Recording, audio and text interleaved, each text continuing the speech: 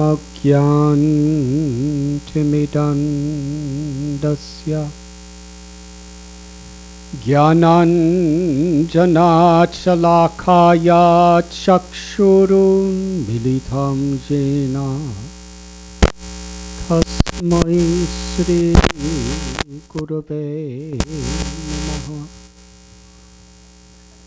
नमः। ॐ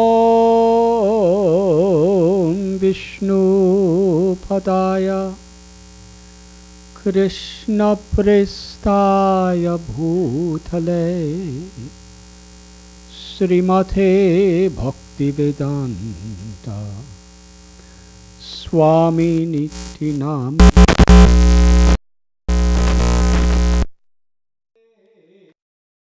सरस्वती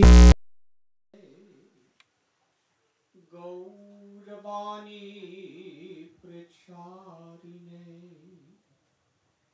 निर्विशेष शून्यवादी पाश्चात्यदेशधारिणे। हे कृष्णा करुणा सिंधु दीनबन्धु जगत्पते गोपेशा गोपिकान्त राधाकान्त नमोस्तुते। तप्तकाञ्चन गौराङ्गी राधे वृन्दावनेश्वरी वृषभानुसुते देवे प्रणमामि हरिप्रिये। वंशकल्पातरुभ्यश्च कृपा सिन्धुभ्य एव च पतितानां पावनेभ्यो वैष्णवेभ्यो नमो नमः। श्रीकृष्ण चैतन्य प्रभु नित्यानंद श्री अद्वैता गदाधर श्रीवासदि गौर भक्तवृंद। हरे Krishna Krishna Krishna Hare Hare Hare Ram Ram Ram Hare Hare.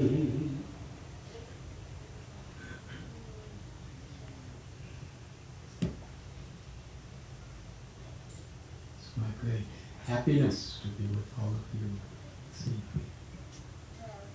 Special gratitude to Swami Swarupananda, Swami Prem, Swami Brahmananda, Sita Chaitanya Devi, Rukmini, and everyone else. Shankar, who's like a little pet, takes care of me.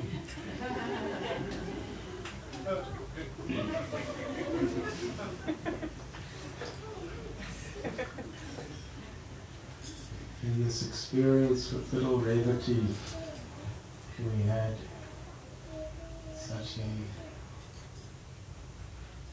beautiful experience of how a child with a pure heart and a sincere desire to serve, to give, to sing, can so deeply penetrate our hearts. We can imagine how the absolute truth, Parabrahman, Bhagavan, takes the form of a little child. How our hearts melt.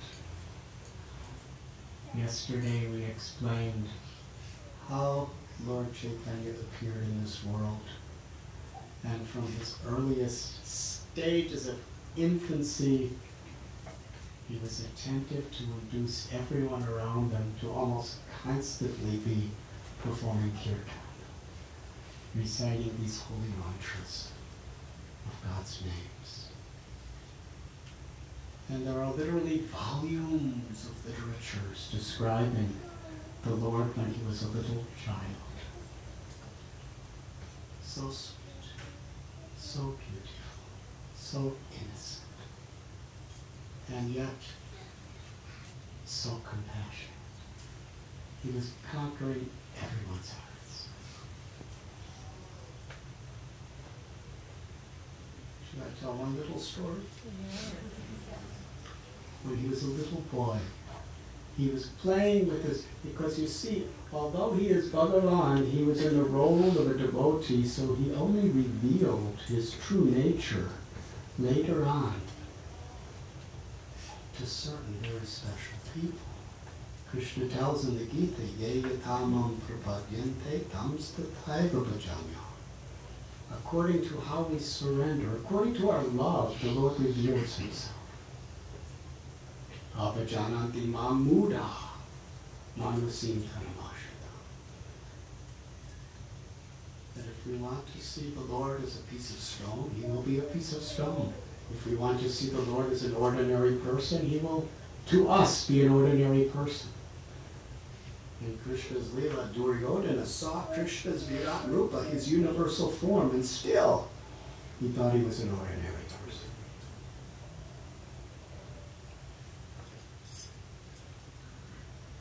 So the Lord was playing just like a little boy, like every other little boy. But somehow everything he did was just enchanting people's hearts. So one day with his friends, he was on the bank of the Ganga, the river Ganges. And there, a mother dog gave birth to a litter of little puppies, little furry balls, just jumping around. And the mother left. So when Sri Caitanya was born, he was given several names, which is a custom in India and many parts of the world. He was born under a neem tree, which is a very antiseptic, Ayurvedic medicinal tree. So his mother gave him the name Nimai. Because he had such beautiful limbs, the neighborhood ladies gave him the name Gauranga, which means one who has beautiful golden limbs. His maternal grandfather, a great astrologer, seeing that he would nourish the whole universe, gave him the name Vishwambar. So he had many such names. Especially as a child, he went by Nimai. So Nimai was playing with his friends, and they were playing with these little dogs, puppies. And it came time to go home. And Nimai said, why don't we all choose a puppy and take it home? And Nimai chose one puppy. And one of his friends said, you chose the best puppy. I want that puppy. And Nimai said, well, not mine, we'll share. We'll all play with this little puppy together. So they said, all right. So Nimai brought the little puppy home. And in those days especially, you know, Brahmin families usually don't let dogs in their houses. But Nimai brought his puppy right in the house. And all the friends were playing, and the mother wasn't home, nobody was home. And that same friend said, you took the best puppy! And he stormed out of the house. And he saw Nimai's mother, whose name was Sachi Devi. She was returning home. He said, your son has a dog in your house. And he's putting him on his face, and he's putting him on his head, and he's putting him everywhere. Sachi said, I don't believe you. She said, you go and look. So Sachi went to the house, and she saw her little son with this little puppy on his face and on his shoulders and throwing him and playing with him. And she said, Nimai, we love puppies, we love everyone, but you're not supposed to play with them in your house. This is where We have a temple in the house and everything. And Nimai said, but I love my puppy. And she said, well, let's take him outside. Now you go bathe in the Ganga, and I'll have some nice lunch prasad for you when you come home. Kheer, sweet rice. He said, well, protect my puppy. She said, yes, I will protect your puppy. So when he went, she sent the puppy to find its mother. Her mother, his mother, I don't remember which one. But anyways, what happened is when somebody went to the Ganga and told Nimai, your mother let the puppy go. He was angry. Transcendental anger. He came running home. He said, where is my puppy? She said, oh, right here. He said, where? Oh, I'm sorry. The puppy must have gone to find its mother. You promised me that you would keep my puppy. I love that puppy. She said, I know. Just eat this kheer and everything will be all right.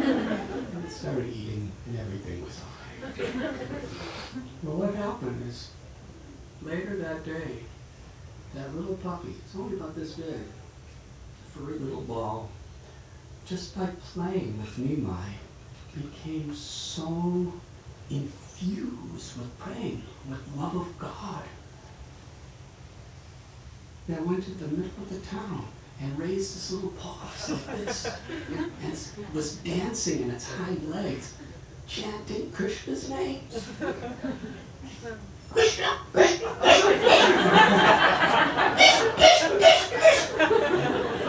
people were looking, what is this? The puppy's chanting? Hundreds of people started gathering around, and the little puppy was going, Haribo, Haribo, Haribo.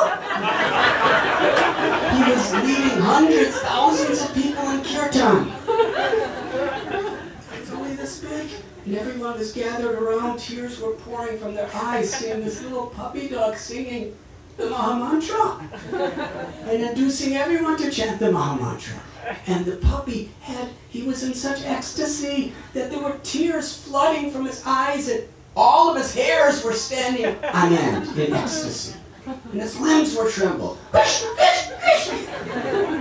Suddenly, the puppy fell down without life. And right in front of everybody, a beautiful ship came from the spiritual world and put the puppy on. And he had a beautiful, beautiful transcendental form as he went back to the spiritual world. And the Devas, Brahma, Shiva, Indra, they all saw this. And they all started crying and celebrating. We have seen many avatars delivering so many people, but we've never seen an avatar give so much ecstatic love to a newborn little puppy dog. And they were all praising and greatly appreciating our little Nima.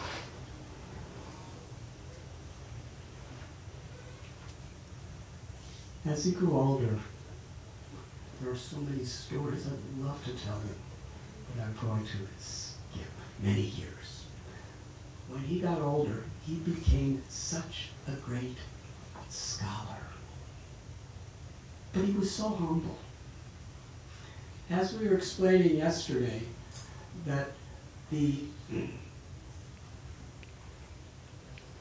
most prestigious, greatest thing you could do in those days was be a scholar and defeat other people in debate. And Navadvip, the town where little Nimai was growing up, was the high seat of learning for all of India. And everybody tried to protect that reputation.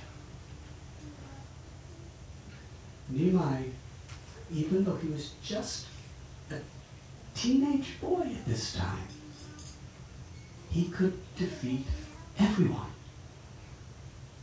There were scholars of the 6 philosophies, Nyaya, Mimamsa, Sankhya, Patanjali, Vedanta, And he was just a grammar teacher. He became a student, and then he became a teacher of simple grammar, the most basic subject. But he had an art.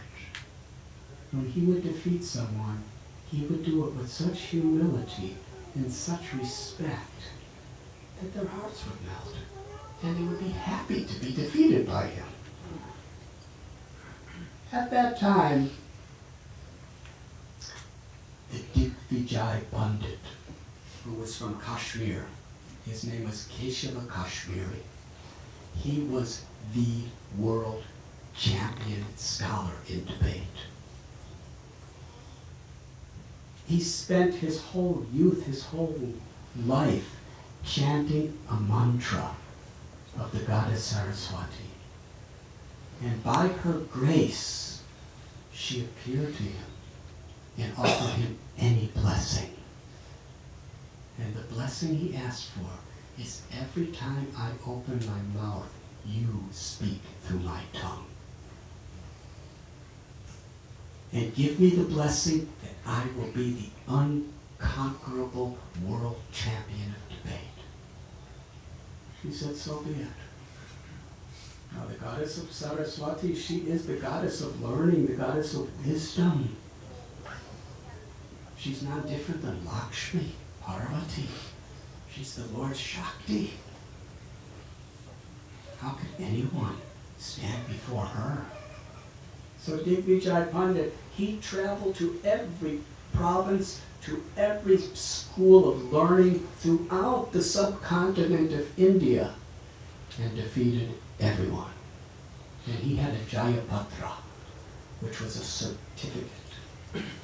And after he defeated someone, they had to sign it. It said, I was totally defeated and I had to surrender to Keshav Kashmir. You know what it's like to have to sign that? But he had every scholar's signature. And he saved Navadvip till last, because that was such a prestigious place. The man was so arrogant, so egoistic, that whatever knowledge he had, every time he defeated, it was like a feast to his ahankar, his false ego. And he was getting so many gifts. Wherever he would go, he would just walk into a town. He had a procession of decorated elephants, decorated horses, palanquins, many Brahmins chanting his glories, musicians playing instruments, and they would proclaim that Digvijay Pandit is coming to your town, and he is coming to challenge anyone to debate. And if you don't accept it, just sign the Jai Patra. And if you do accept it, then you will sign the Jai Patra. So the marching, the elephants, the horses, the palanquins, the chariots, and he was sitting in a very high, lofty position, very well decorated, as he came into the town. And the people of Navadvip were fearful. They didn't know what to do, because the prestige of their entire city was going to be vanquished. If he defeated, he was calling, I want one representative from your whole town to challenge. If I defeat him, everyone has to sign my Jayapatra. Otherwise, everybody just come and sign it. If you don't have one representative, come, one by one, I will defeat you. This was his claim.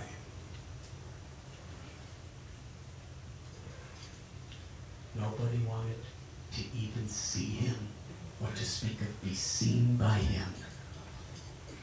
He had a reputation that if Saraswati is on his tongue speaking, what can we do? So there was a great commotion. And Nimai, as I said, he was just a young boy, very beautiful. And he had many students, and he was just teaching them the basics of grammar. And one evening, he took his students to the bank of Ganga. And very respectfully, he bowed to Mother Ganga. He placed her water on his head. He took a sip. And then he sat down and said, "Let us have our class." It was a full moon night. It was very beautiful. And some of the students told Nimai, "The Digvijay Pandit, Keshav Kashmiri, Saraswati speaks through him. He's come to Navadvip. Everyone is trembling with fear. We have heard so many stories about him. He's a legend in his own time." And they started explaining the procession and the haughtiness of this scholar. Nimai smiled with very, very glistening eyes, glistening with compassion. And he told his students with a very sweet voice that the Supreme Lord will not tolerate arrogance. One who is too much proud of his or her material qualifications eventually will lose it all. He said, a tree that has good ripe fruits on it and a good pious person, they both bow very low in respect to others. But a tree that doesn't have good fruit stands up very high. It is amani namana dena. It is the quality of offering respect to others that makes a person great, not just scholarship. Krishna will not tolerate his scholarship. You wait and see. His arrogance will be crushed into a fine powder before he leaves Navadvip. Children were very excited about this. And then he started to teach them their lessons in grammar. He would speak so many beautiful things, just melting their hearts. Anything he would say. If Nimai would say 1 and 1 is 2, oh. Because he said it with such affection, with such love, with such concern. He touched their hearts. He inspired their intelligence. So Nimai was thinking, this person is so arrogant, so proud. He's calling for a public debate. If I defeat him publicly, he will not survive. The Gita says, for one who is honored, dishonor is worse than death. What to speak of this man? He said, if I defeat him in a public setting, which he's calling for,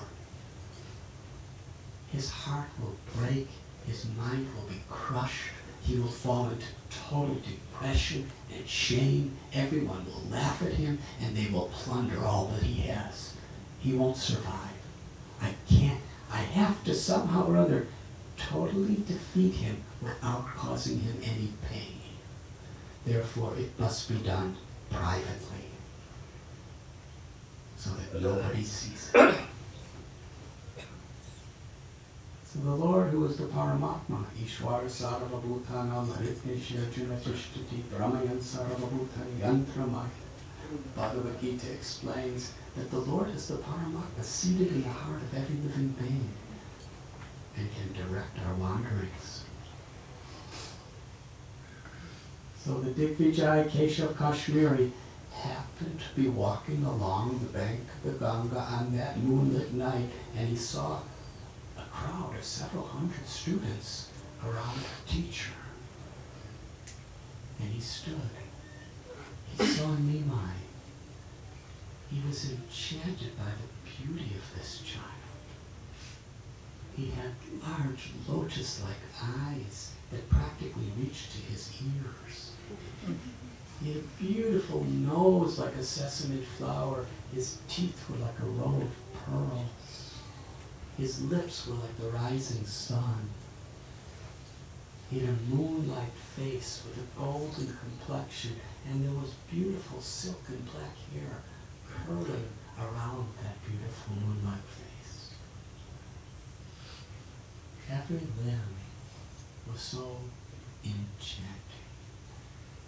Keshav Kashmiri, the first step is in his heart. He was defeated by the beauty of this child. And he asked one of the students, "Who is that?" And the student said, "That is my teacher, Nimai Pandit." Oh. And then Nimai saw Digvijay. Digvijay means the all-conquering, victorious scholar. And Nimai was so respectful. He said, "Oh, you are the famous, great Digvijay Pandit. You have come to Navadvip. We are so honored. Please accept this humble seat and sit with us." He treated him with such affection, with such love. And then he said, "We have heard that Saraswati speaks through whatever you say. We're so grateful that you've come to bless us. Dear sir, we would love to hear the glories of Mother Ganga. Please compose an original poem describing the qualities of glories of Ganga Devi, because even hearing about Ganga Devi purifies one's body, mind, and heart."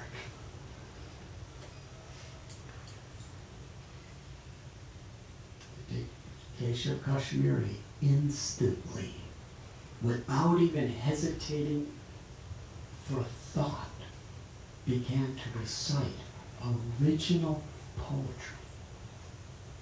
It was so perfect. The alankar, the literary ornaments, the meaning, the philosophy. It was unbelievable. And he was speaking with such force. One stanza after another stanza after another, without even the slightest moment of hesitation. For over 3 hours, he composed beautiful poetry. And all the students, they were sitting with their mouths open and their eyes practically unblinking. This was beyond human comprehension. How could anyone do this? And finally, after composing right on the spot hundreds of slokas, 3 hours, finally he stopped. And everyone, it's impossible. And little Nimai smiled and said, "Dear Panditji, that was beautiful, that was incredible. In fact, your poetry is so advanced that nobody can even understand it." That's a subtle way of humbling you. But Digvijay took it as a compliment, yes.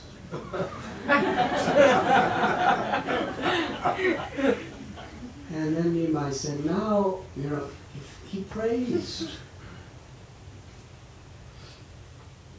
this poetry. You spoke it like the raging wind, without any hesitation. This is certainly because of the blessings of the goddess Saraswati upon you. How glorious. We are so fortunate, we are so blessed that you did this for us.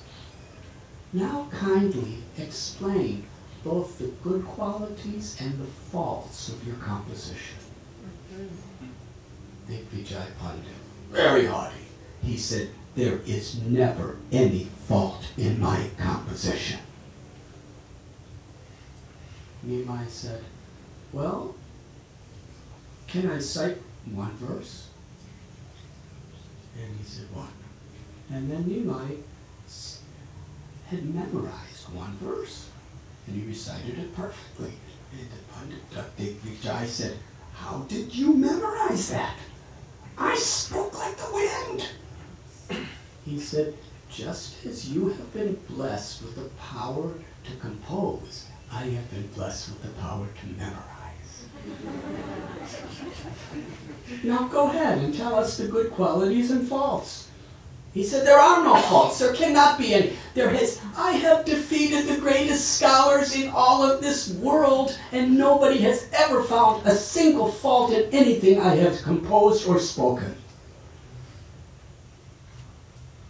And then Nimai began to explain, one after another, the beginning of this particular stanza, the end and the middle, how it was filled with faults.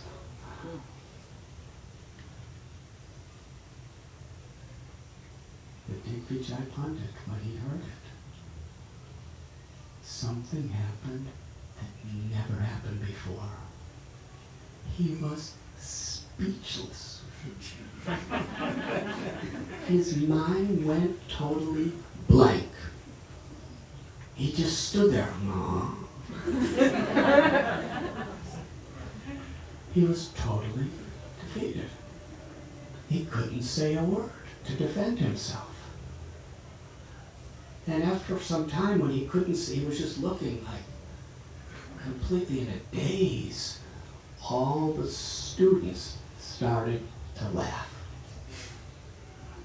And Nimai immediately stopped them. No, don't laugh. Because that would really put him to shame.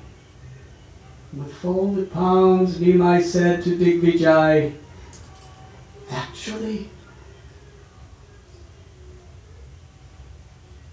if you can't answer my questions for that sloka, then for that stanza, then pick any other verse and explain it. He couldn't say a word. And Nimai, with folded palms, he said, actually, nobody could recite a poem like this. This was absolutely fantastic. It was incredible. Obviously, because you spoke for 3 hours continuously, you must be very, very tired, and it's very late at night. So we so much appreciate what you've done, and I'm sure the only reason you can't answer my question is because you're so tired. So please go home, have a good night's sleep, study your books, come back tomorrow, and I'll ask you the questions.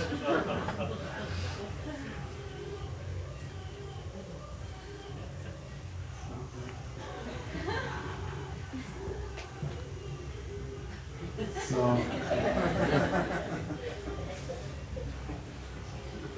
he walked away. He went home. So Nimai honored him, respected him, did not crush his pride, but really, he crushed his pride, but he didn't hurt his heart. That's a better way of explaining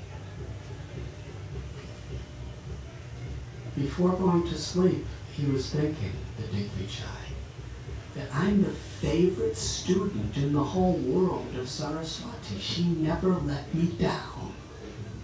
What aparad, what offense have I done that she just left me there alone? He was chanting her mantra again and again and again and again and again before going to sleep. And somehow or other he fell asleep. And the goddess Saraswati appeared to him in a dream. Not exactly a dream, a vision.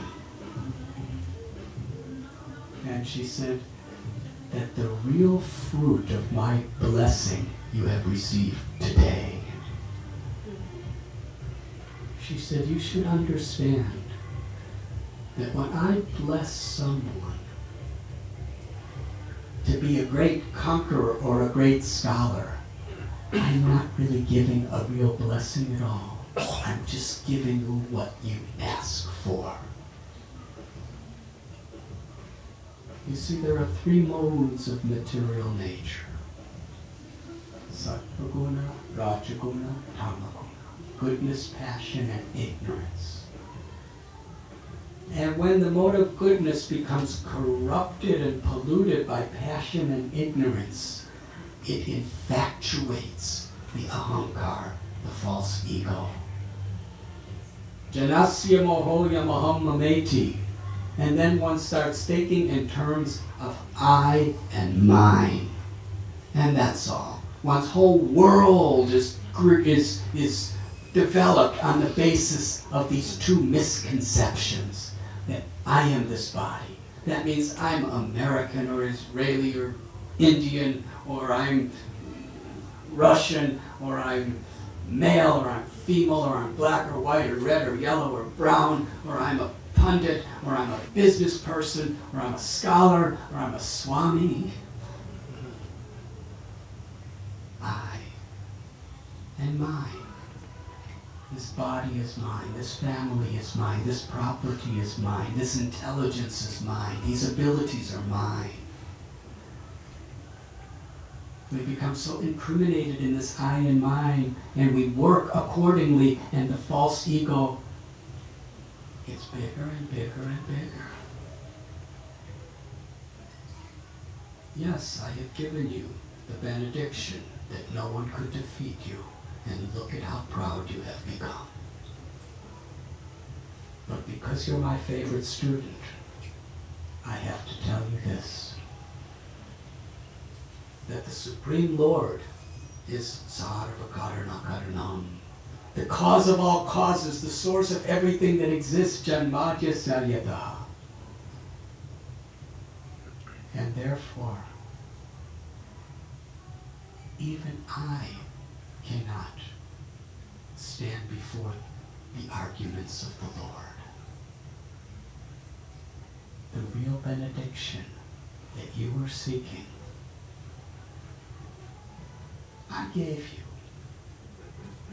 But today I gave you the benediction that's most dear to my heart.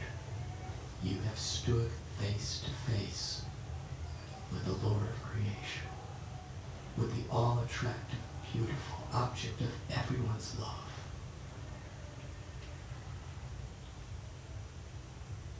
Now you should go to him.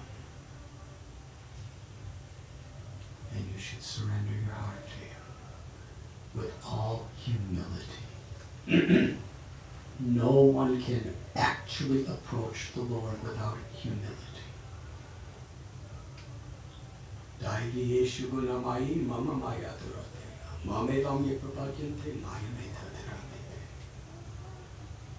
These modes of nature, especially ignorance and passion, are very, very difficult to overcome. They induce us to envy and egoism, anger, greed, selfish passions. And we know how difficult they are to overcome. But one who takes shelter of the Supreme can easily cross beyond them. But do not tell anyone what I have revealed to you. And then she disappeared. And he woke up. And as soon as he woke up, it was really early in the morning, he ran right to Nimai's house. And Nimai saw this great Digvijay Pandit. He was offering his prostrated obeisances flat like a stick, offering prayers. And Nimai picked him up and embraced him and said, you are such a great scholar. What are you doing laying on the ground in front of me? And he said, I know who you are. He said, you completely crushed my pride, my arrogance, without hurting my heart. You did it with such gentleness, with such compassion, with such sweetness. Nobody but a great personality could do that. And he told him about his dream. And with tears in his eyes, he asked him, please tell me, what is my instruction? And Nimai smiled at him and said, the real purpose of knowledge is not to inflate your ego. It's to make you humble. The real purpose of knowledge is not to be a great conqueror and get so much gifts. The real purpose of knowledge is to love God. The Gita explains, Vedaishta Saraveraham Eva Vedyo Vedanta Gunakveda Vedeva Chaham. Krishna says, I am the knower of the Vedas, I am the compiler of the Vedanta, and by all Vedic literatures I am to be known.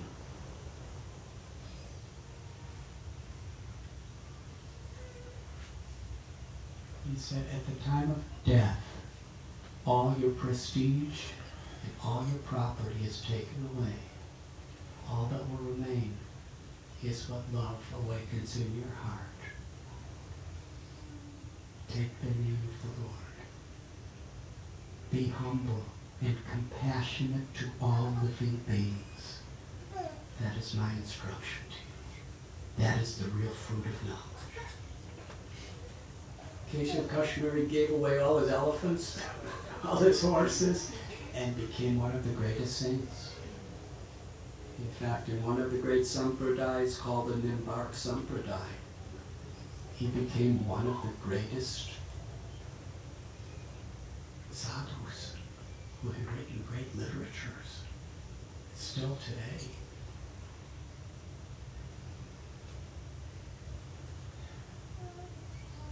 When he left, all people of Navadvip understood what is the glory of this little Nimai. One great sage came to Navadvip. His name was Ishwarapuri. He was a very pure lover of Krishna. And Nimai saw that. And with great respect and honor invited him to his home. And Nimai at that time was a married person. And he served him prasad and had his mother greet him in so many ways. And he would go every day to see this Ishwarapuri. And Ishwarapuri said, I'm writing a book, and since you're such a scholar, I would like you to edit my book. And Nimai said, because you have such love for Krishna, everything you say is perfect. There's no need to edit it. Even if you make mistakes, it's better than perfect, because it's done with love. He said, I'm so happy you're saying that. But still, for common people, if there's mistakes, they will not appreciate it. So what do you do? So one day, as he was reading, Nimai said, actually, this is a mistake. I said, thank you. The next day, Nimai came to his house, and Ishwarapuri was actually staying at somebody else's house. He was just wandering. He said, actually, it's not a mistake. I have thought about it. What I'm saying here is actually correct. And Nimai bowed his head and said, yes, what you're saying is true. It is right. Now here is Nimai. He had just defeated Digvijay Pandit, but now he's completely accepting defeat from a loving devotee. This is the third verse of the Shikshastra. Trinarabi sunichenga taro ibasi vishnuna amanina manavena kirtaniya sadari.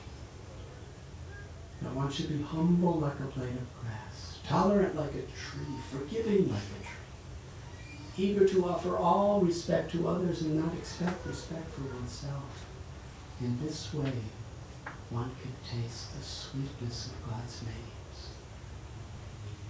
One can perceive the Lord in everyone and in everything.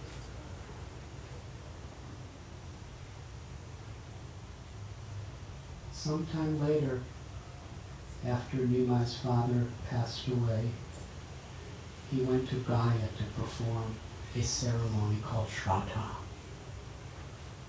He had a plan. That same Ishwarapuri happened to be there. And Nimai asked him for initiation. he hid his incredible volumes of unlimited devotion until he took initiation from his guru.